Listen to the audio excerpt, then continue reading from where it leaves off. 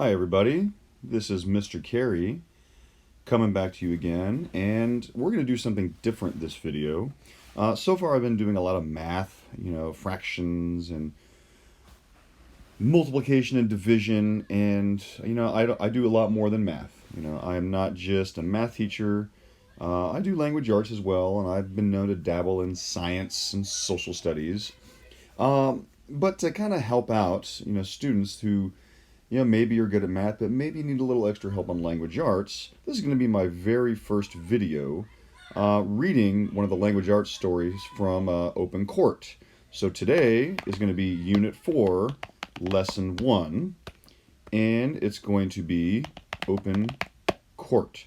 So for some of you who use the Open Court textbooks, this will be extremely helpful. If you don't use the Open Court books and you just want to listen to my fantastic baritone voice, that is okay as well. So how this is gonna work is I'm gonna read along, and I'll stop probably throughout the page, and ask some questions or get you to think about some things or really stress some vocabulary. So I'm gonna pop open my first video here, and this is going to be the very, very first one, and this is how and why stories. So when you look at Open Court, you're going to see at the very top, before you start reading everything, go right up to here, and I'm going to really highlight this right here. All right, that's the first thing you should be looking at. What kind of genre or type of book or story am I reading? And then what's my essential question? Like, why am I reading this? And not only really why am I reading this, but what can I expect to learn from this story? So right now we have, and I'm not going to circle it again, I'll just do we have a folk tale up here.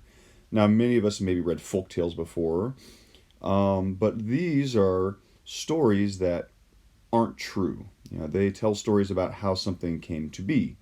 If you're familiar with Greek mythology, you're a big fan of Greek mythology. How did humans get fire? Prometheus brought it down. How did we get, thunder and lightning? Well, that's Zeus. Or you've heard of maybe the ant and the grasshopper, Aesop's fables. So that's what we're going to be reading about today. How and why stories. Now, what I want you to think about before I even start reading, I want you to think about how have people used stories to explain nature? And don't answer, they use stories to explain nature. You got to tell me how do they do that? So, without dragging this on anymore, let's go ahead and get into it. So this is How and Why Stories by Martha Hamilton and Mitch Weiss, illustrated by John Joven. "It's great you've chosen our nature center for your field trip," said the nature guide, Ms. Marcel. "We'll be learning about animal adaptations today. Animals have adaptations, or traits, that help them survive."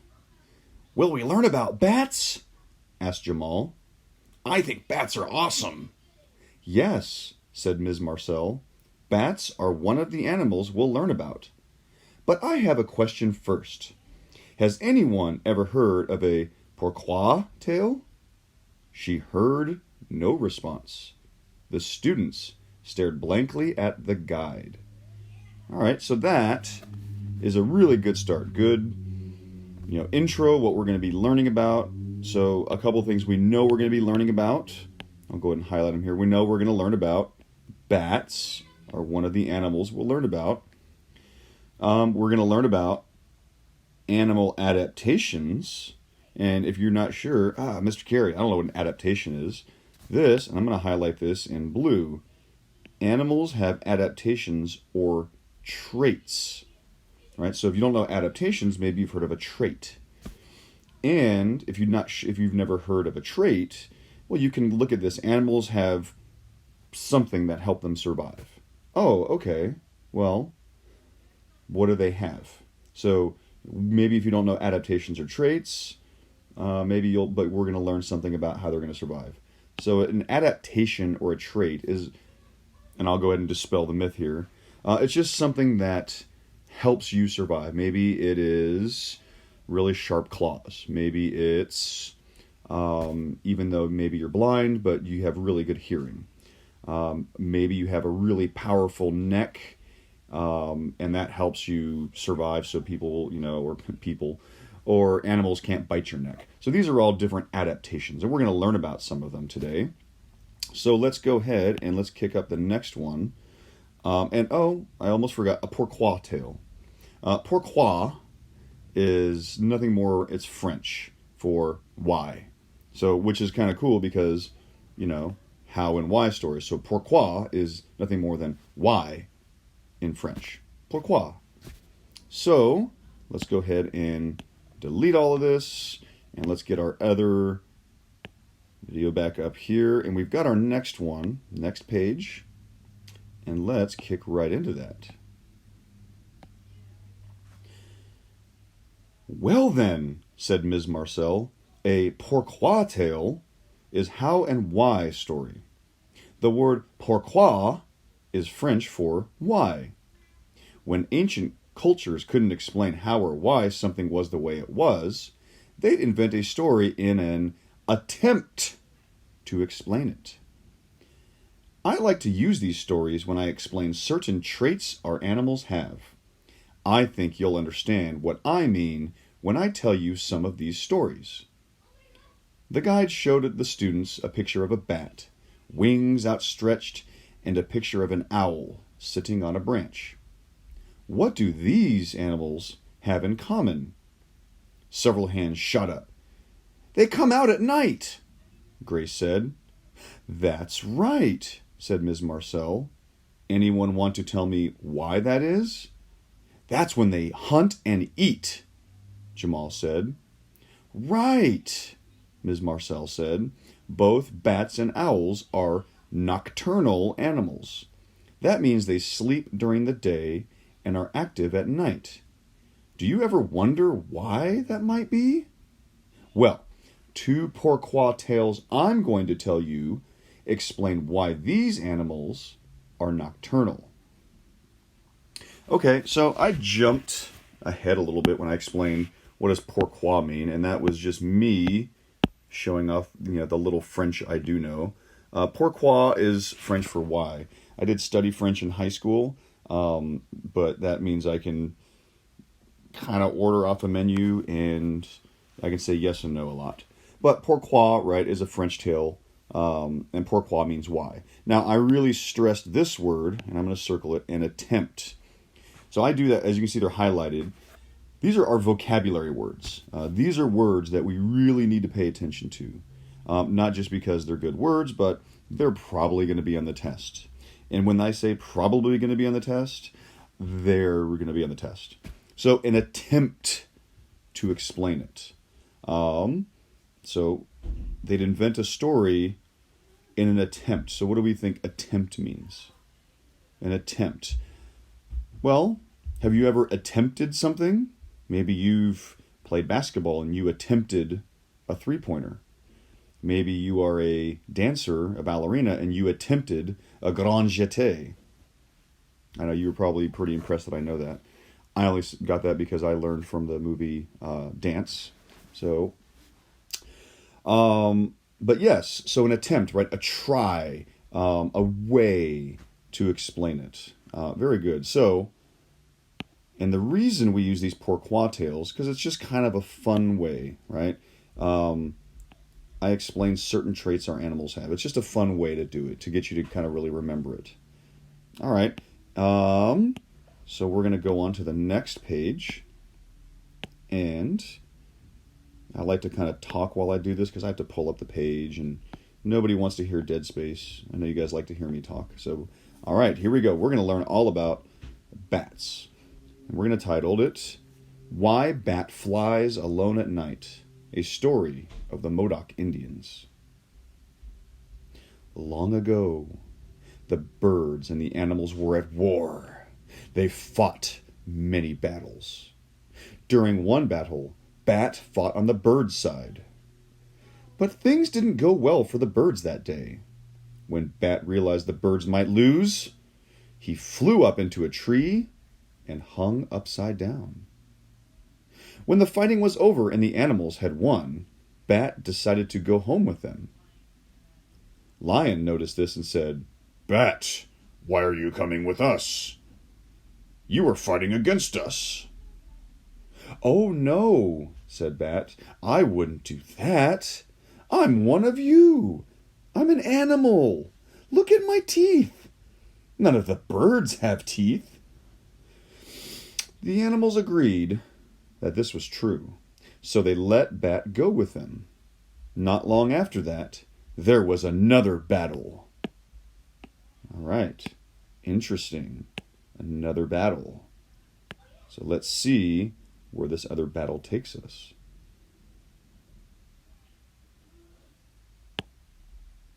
And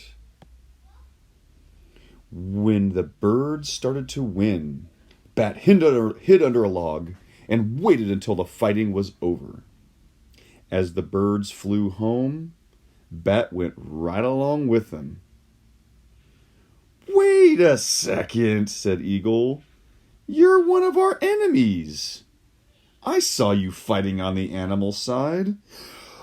"Oh, no," said Bat. "You're wrong.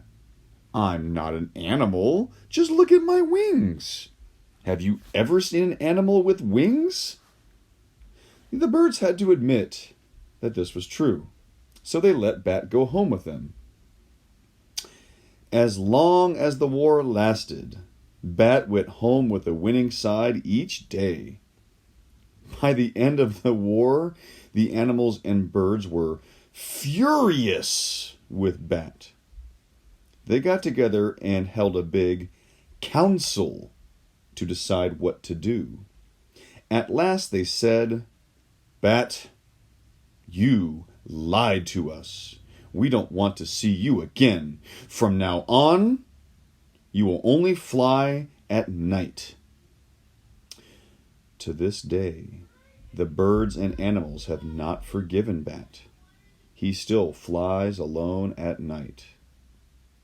Yeah, that's pretty funny. Pretty interesting. Bat's kind of going with the winning side, and then everyone starts to get wise to that. They start to become aware, like, hey, wait a minute. So that's pretty cool. And what we have here, I'm going to talk about these two vocabulary words, furious and council.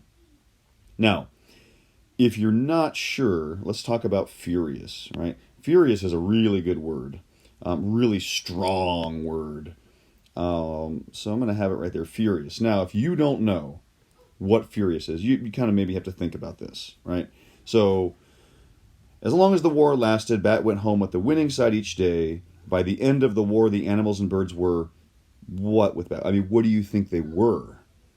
If you're not sure what furious, don't look at furious. Don't get hung up on it. What do you think furious means? Well, if you were to say, well, if I got tricked, if I was tricked, wow, that's really big. If I was tricked and Bat kept going to the, one side and then the other side, how would you feel about it? Well, yeah, I'd be probably pretty upset, right? So, that is how you'd figure out this vocabulary. Little context, right? Would I be upset? Sure. So you could say upset, angry, really mad, right? You can use all of that. You can use anything to let you know what furious means. And it works, right? The animals and birds were upset with Bat. They were angry. They were really mad. But furious is one of those that's like, wow, like super angry, super upset. All right, and then we have the next one. They got together and held a big council to decide what to do. Well, again, if you're not sure, council, well, they got together and had a big what? What would they have if they got together? Sure, you could say a meeting, right? And you wouldn't be incorrect. You could say a meeting. Now, a council is usually it's usually a noun, right? A meeting is a noun too. A meeting. So a council, if you said it's kind of like a meeting, yeah, absolutely. But it's really like a large This one's a big council, and instead of large, I'm going to say a group where people or animals get together to decide important issues. Now, some of my Star Wars fans out there have probably heard of what a council is. And if you haven't, then I must say you are not real Star Wars fans. I'm kidding, of course. But have you heard of the Jedi Council? Now we've heard of that, right? We've heard of a Jedi Council, the Jedi Council.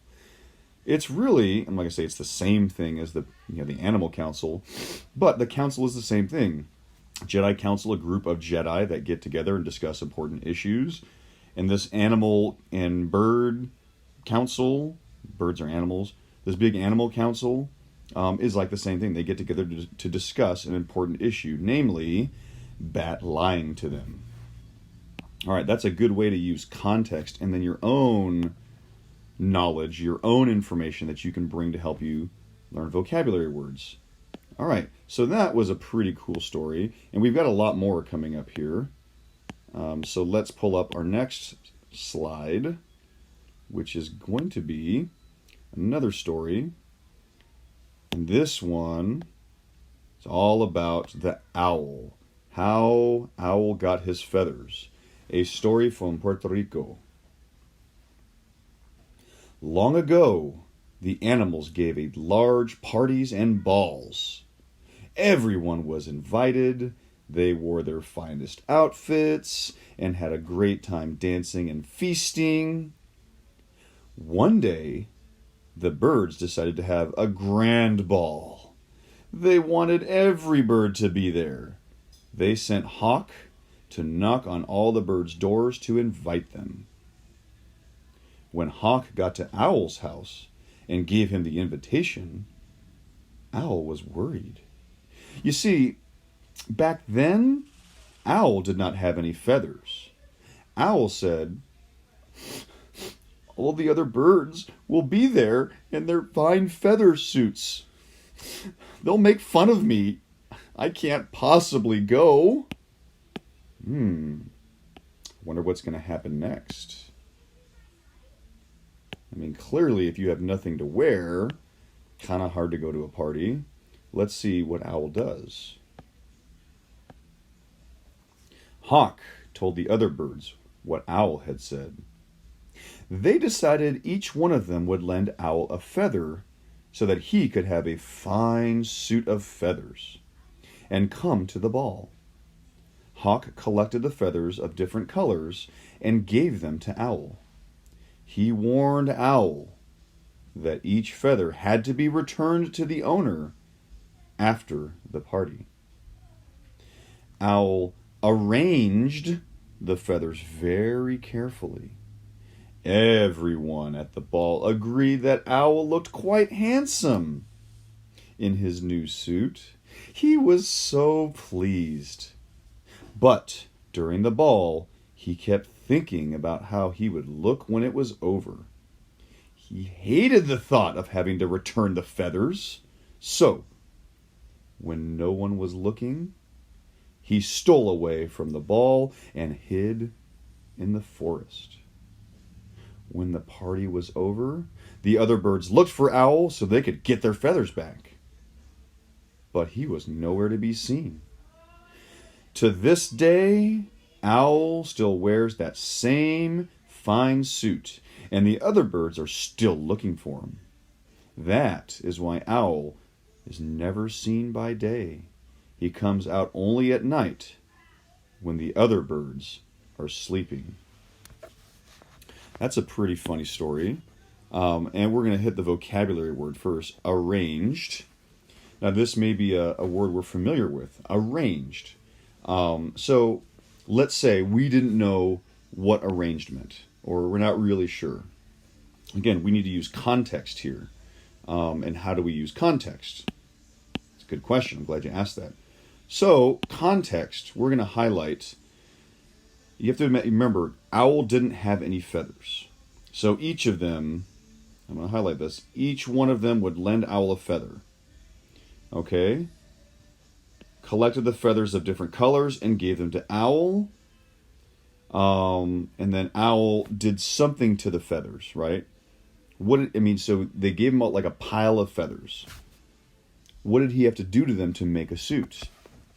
Well, he had to arrange them, right?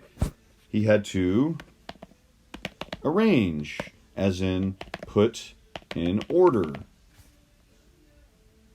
I'm going to put that down here. Arrange, put in order. To, make it look the same, to put something in its proper place. Maybe your parents have asked you, hey, maybe they don't say go arrange your room. They say go clean your room. But when you clean your room, maybe you have like some cool things on your dresser and you have to arrange them. So that's using context and your knowledge of defining the vocabulary word, arranged. All right, very good. So let's see what our next story is. So yes, this goes on for a little bit. So we have a lot of animals to get through. So we're going to go through these animals. Now we're back away from the story, we're back to Ms. Marcel. So let's see what Ms. Marcel has to say about this. Some animals fly like our bat and owl, and some animals crawl, Ms. Marcel said. Here's our ant farm and our collection of beetles, 2 creatures that crawl. We had ants in our kitchen, said Lucia. We got rid of them, but it was hard. They were everywhere. The beetles look kind of cool, said Sergio. Their shells are very colorful. Yes, we can find ants everywhere, and beetles have colorful shells, said Ms. Marcel. And I have 2 more pourquoi tales that explain why these adaptations came about. Who wants to hear their tales? We do! The students cheered. Why ants are found everywhere. A story from Burma. One day, Lion, the king of the beasts, ordered all the other animals to honor him. One by one, tiger, elephant, snake, lizard, and many other animals came to bow before Lion. Even Ant set out on the long journey. It was not an easy trip for him. Whenever he came to a rock or vine, he had to crawl up one side and down the other. As a result, Ant was the last to arrive. When the animals saw Ant coming, they made fun of him. Lion roared with laughter and said, It's about time you got here. Ant crawled away in shame. He told the queen of the ants how badly Lion had treated him. The ant queen was furious. She asked her friend Worm to crawl in Lion's ear and torture him. Worm crept into Lion's ear. He twisted and turned. He wiggled and jiggled. Lion roared. He shook his head back and forth, trying to get Worm out. The other animals offered to help, but none was small enough. Lion knew he would go crazy if he didn't find a way to get rid of Worm. At last, he realized there was only one animal that could help him. Lion sent a messenger to the ant queen. He asked her to send someone to crawl into his ear and get Worm out. The ant queen decided Lion had been punished enough, so she sent Ant to help. When Ant finally arrived, Lion was rolling on the ground in pain. Ant crawled into his ear and called out, "Thank you, Worm. You can come out now." Lion was so relieved that he rewarded Ant. He said, "Well done, Ant. I have decided that from now on, you and your people may live anywhere you'd like." And that is why, to this day, even though some animals can only live in the jungle, some only in the desert, and others only in the rainforest, ants live everywhere. How Brazilian beetles got their gorgeous coats. A story from Brazil. Long ago in Brazil, beetles had plain brown coats. But today their hard-shelled coats are gorgeous. They are so colorful that people often set them in pins and necklaces like precious stones. This is how it happened that Brazilian beetles got their new coats. One day, a little brown beetle was crawling along a wall. Suddenly, a big gray rat darted out of a hole in the wall. When he saw the beetle, he began to make fun of her. Is that as fast as you can go? What a poke you are! You'll never get anywhere. Just watch how fast I can run. The rat dashed to the end of the wall, turned around, and ran back to the beetle. The beetle was still slowly crawling along. She had barely crawled past the spot where Rat had left her. I bet you wish you could run like that, bragged the gray rat. You certainly are a fast runner, replied the beetle. Even though Rat went on and on about himself, the beetle never said a word about the things she could do. She just kept slowly crawling along the wall, wishing the rat would go away. A green and gold parrot in the mango tree above had overheard their conversation. She said to the rat, "How would you like to race with the beetle?" Just to make the race exciting, I'll offer a bright-colored coat as a reward. The winner may choose any color coat, and I'll have it made to order. The parrot told them the finish line would be the palm tree at the top of the hill. She gave the signal to start, and they were off. The rat ran as fast as he could. When he reached the palm tree, he could hardly believe his eyes. There was the beetle sitting beside the parrot. The rat asked with a suspicious tone, "How did you ever manage to run fast enough to get here so soon?" Nobody ever said anything about having to run to win the race, she replied, the beetle, as she drew out her tiny wings from her sides. So I flew instead. I didn't know you could fly, said the rat with a grumpy look on his face. The parrot said to the rat, "You have lost the contest. From now on, you must never judge anybody by looks alone. You never can tell when or where you may find hidden wings." Then the parrot turned to the brown beetle and asked, "What color would you like your new coat to be?" "I'd like it to be green and gold, just like yours," replied the beetle.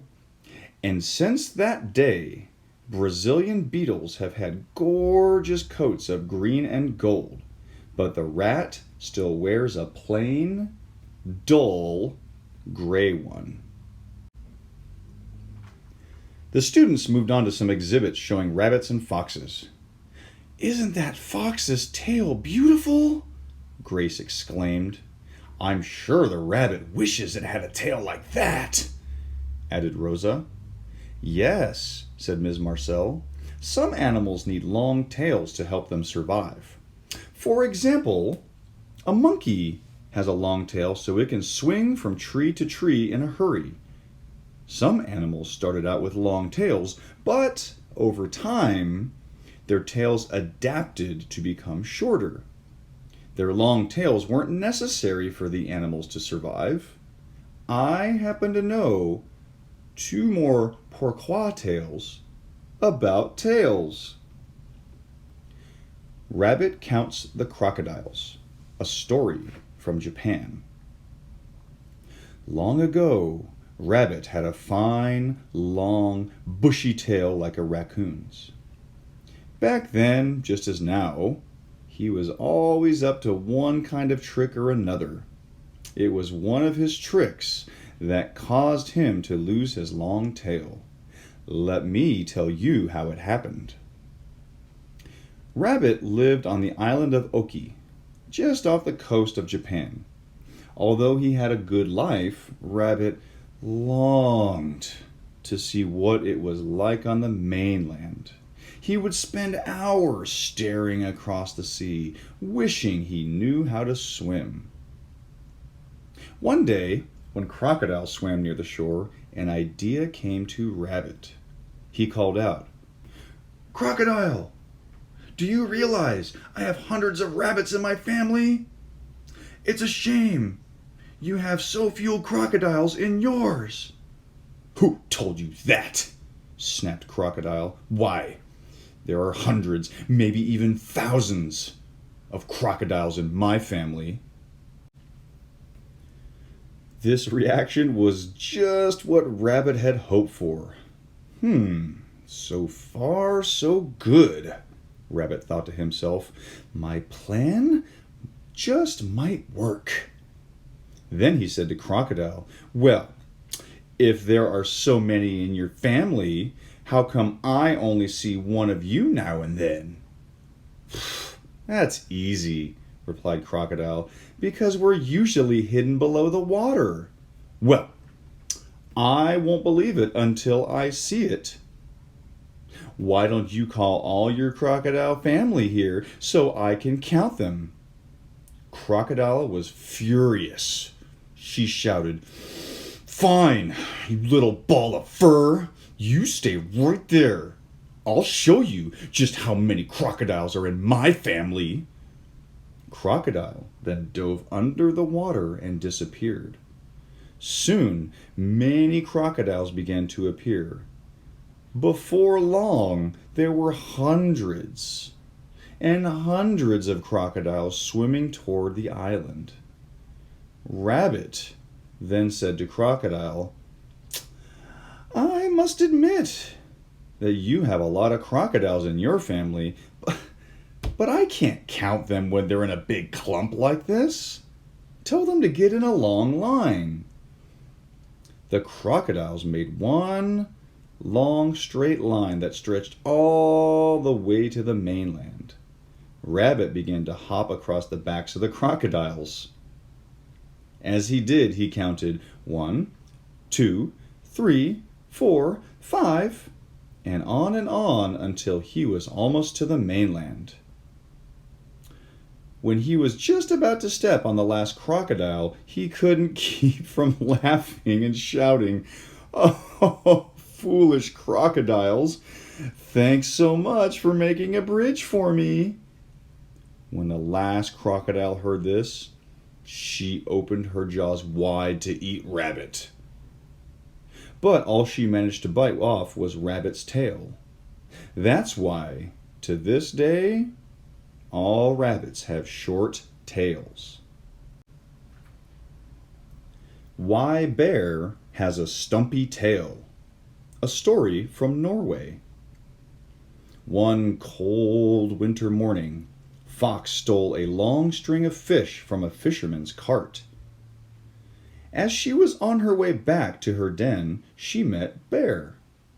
Bear's eyes grew big when he saw the fish. His tail began to switch back and forth in excitement. You see, this was a long time ago when bears had long, bushy tails instead of the short, stumpy ones they have today. Bear said to Fox, "Oh, goodness, what a tasty-looking catch you have there.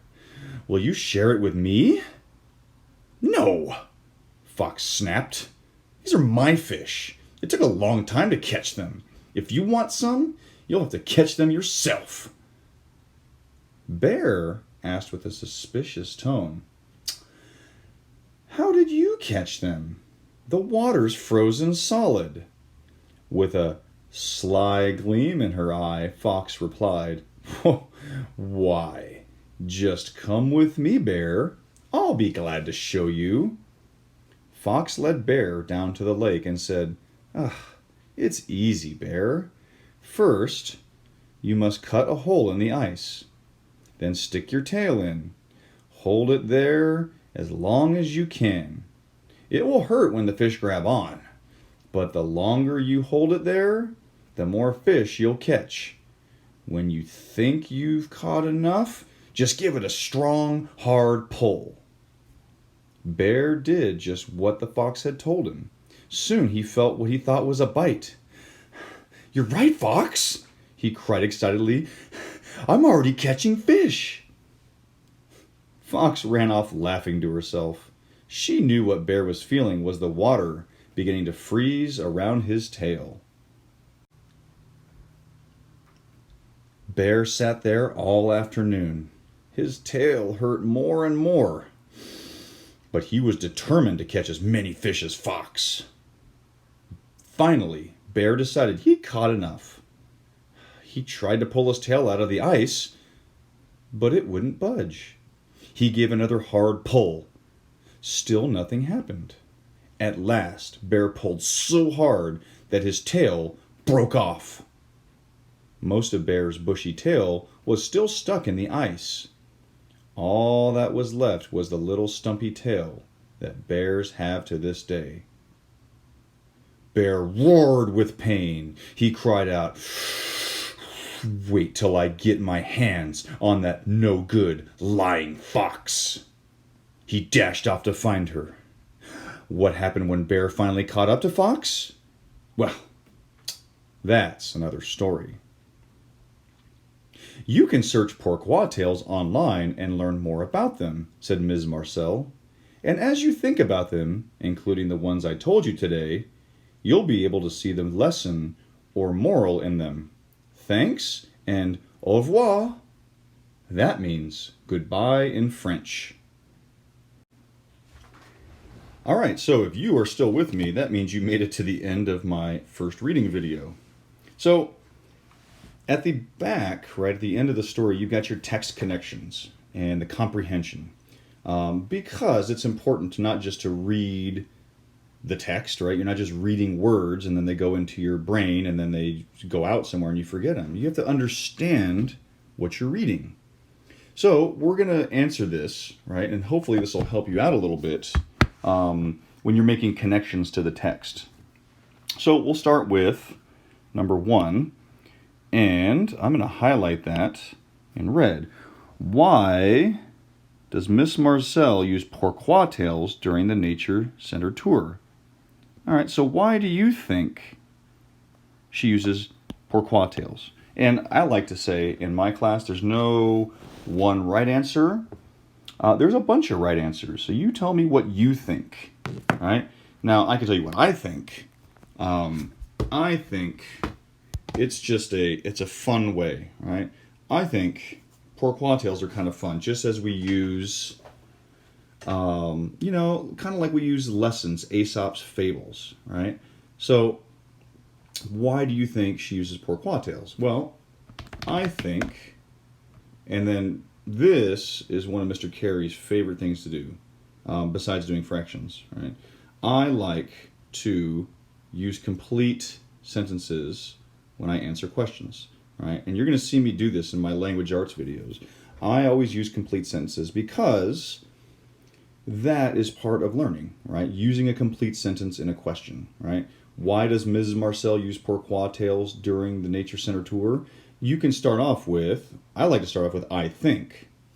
I would start off like this. I think Ms. Ooh, that's really big, right? I think Ms. Marcel uses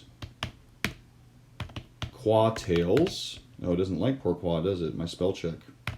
Pourquoi tales to what, right? I think Ms. Marcel uses pourquoi tales to, well, to teach students how animal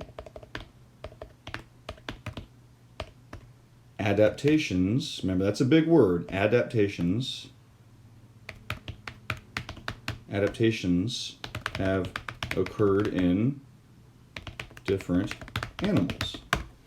I think that's the reason why. Now, you may think something different. You may think It's, another answer that I like, I'm going to put this here, and I'm going to put it like not so much as a complete sentence. I'm going to put kind of a little bullet point here. I would say, I think Ms. Marcel uses pourquoi tales to teach students a lesson. I'm going to put moral, right? Because that's at the very end. To teach students a lesson in moral while teaching them about animal adaptations. So what's kind of cool is, there's a couple morals, right? We can go through any one of these morals, right? Which we're going to get in here. But so then we have, the folk tale how Owl got his feathers. So there's a lesson there, right? The same lesson with the bat. The folk tale how Owl. Let's do number 2, right? Before I get too far ahead of myself, as I have been known to do. The folk tale how Owl got his feathers actually tries to explain 2 things about owls. What are they? Okay, so there's 2 things that we learned about owls. So what's the first thing, right? We know the first thing is why the owls fly at night. Okay, so we already know that. What was the second thing? What was the second thing that we learned about that owls have? What didn't they have before, right? So you got to go back to the text. And I'm doing this because I remember what I read. I remember the text. But I understand, right, when you are beginning readers, and I say beginning, like 3rd, 4th, 5th, 6th, even 7th grade, right? It's hard to remember everything you've read at the end of the story. So always go back and look to how Owl got his feathers and find the answer there. So the first thing is the tale, I'm going to say the folk tale, and I'm going to say the folk tale how Owl got his feathers, right? Using complete sentences, tells us how, actually we're going to say tells us why Owl only flies at night. And if you remember the second thing, go ahead and say it now. Right. How Owl only flies at night, and how Owl got his, I'm going to put his and her, feathers, right? Remember, Owl didn't have feathers before. That's why he or she didn't want to go to the big animal, the big bird party, because he was, didn't have any feathers, and he was like, I can't go there not wearing anything. And remember, all the birds lent him feathers and said, oh, here's my feather. And then now all of a sudden Owl has feathers. And remember, he didn't give them back. He's like, yeah, these are kind of cool. So he didn't give them back. And so now all the birds are mad. They're trying to get their feathers back. All right. Remember, just if you are not sure, right, there is no shame in going back to the text and looking it up. I do it all the time. Mr. Carey does it all the time. Now, I don't do reading comprehension a lot, but if I'm reading something in the news and I don't understand something, I go back and read it again. All right, so let's do number 3. Which of Ant's traits made him the only one who could help Lion? Okay, so there's a lot of Ant's traits. Now, this is where the people in the text, right, they like to trick you. They want you to use your past knowledge, right? Many of us have probably heard the Ant and the Grasshopper. If you haven't seen Ant and the Grasshopper, go watch A Bug's Life, and that's pretty much discusses it, like the first part of it. Ants work all summer, work all winter, or work all fall, work all winter, and now they've had enough food for the winter. Grasshopper doesn't. He needs food, and then he tries to, get it from Ant. Ant's like, you should have been, working and not playing, blah, blah, blah, blah, blah, right? So they don't want you to do this. They don't want you to talk about the Ant and the Grasshopper. In the story we read, which of Ant's traits made him the only one who could help Lion? Well, you have to know what's wrong with Lion, right? And I'm going to start off with Ant's trait. Actually, I'm not going to say trait. Ant's what? What was his main trait? Was it that he was a hard worker? Was it that he was everywhere? What was it? Well, remember Lion, right? Lion's problem. He had a worm in his ear, or his brain. right? And he's like going crazy, and none of the other animals could help him because what? Because they were too big. And so what is Ant's trait? I'm not going to say Ant. Ant was really small. You know, I wouldn't say Ant's trait of smallness. I would just say Ant was really small, which, I'm going to use a big word, enabled him to help out the lion because, and I'm going to say because, right? Because any teacher is going to love when you give him more information, right? If you just say Ant was really small, which enabled him to help out the lion. Okay, so I know what you mean, right? But if you give me some extra, right? Because the lion, I wouldn't really capitalize lion, but I will here because it's kind of, we're talking about like the lion. Because the lion had a worm in his ear, right? So that tells me you know exactly where it is. You know why Ant's smallness, right, his size, enabled him to help out the lion. That's pretty cool, right? Now, the other ones, right, these are just going to be kind of your opinion. I'm not going to do number 4 because I've only really read Rabbit Counts Crocodiles. I haven't done Peter and Jumper Go to School. You can read that on your own. So I'm going to skip ahead to number 5, right? And this isn't really something I can answer because this is you, right? You have to look at and go, well, what did you have the most connection with, right? I can tell you, I've got a ton of Aesop's fables that I love. So if I was going to say which folktale character do you feel the most connection with, I mean I would probably say I like the beetle and the rat. Right. So to me, the beetle and the rat is kind of one of the coolest stories because it's very close to the tortoise and the hare, but it's got a little twist to it, right? So for those of you now, I don't want everyone to go to school tomorrow and go, oh yeah, my favorite folktale is the beetle and the rat, and then you repeat exactly what I said. This is for you, right? But I'm going to give you an example, right? So every one of you maybe have something different. Maybe someone's like, ooh, I really like the owl and flying at night. Ooh, no, I like the bat. So I'm going to say my favorite folktale was, I know it says character, but I'm just going to be general, say my favorite folktale was the beetle and the rat. Now, I know that's not the real title. It's like how the beetle got its colorful shell. But my favorite folktale was the beetle and the rat. But now you can tell me why. Because I believe there is an important message here. It is very similar to the tortoise and the hare.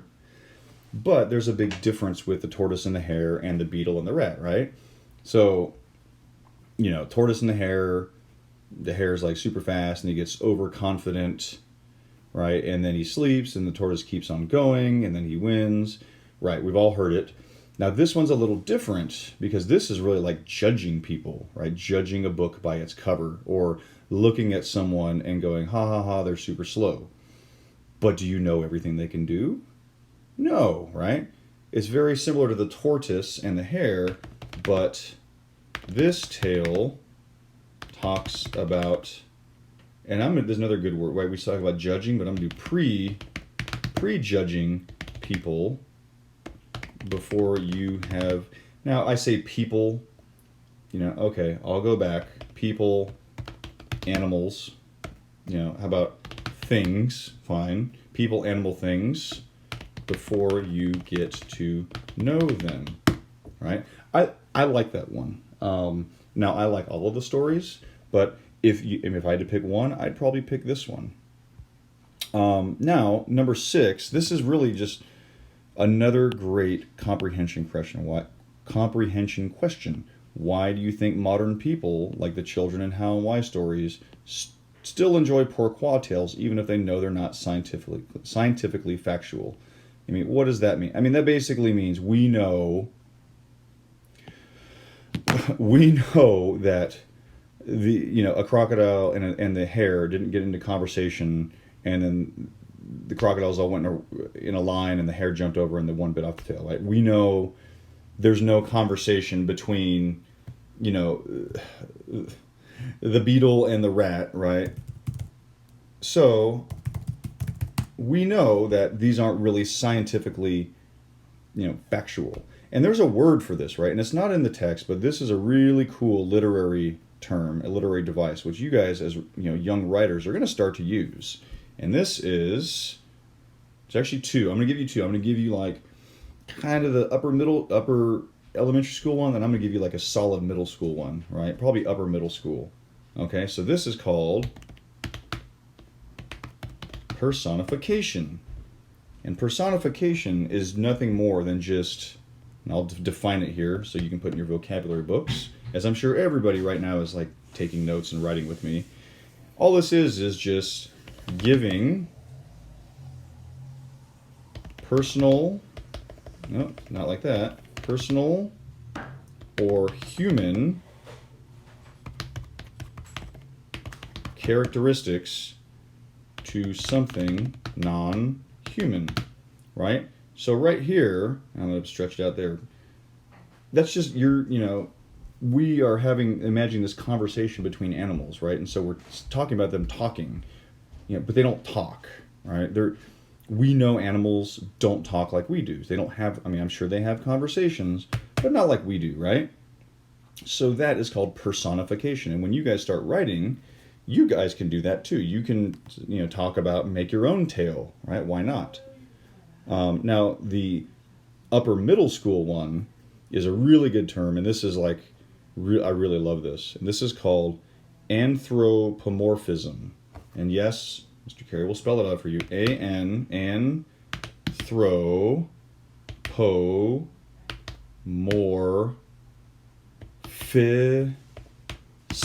Anthropomorphism. And it's really almost the same thing.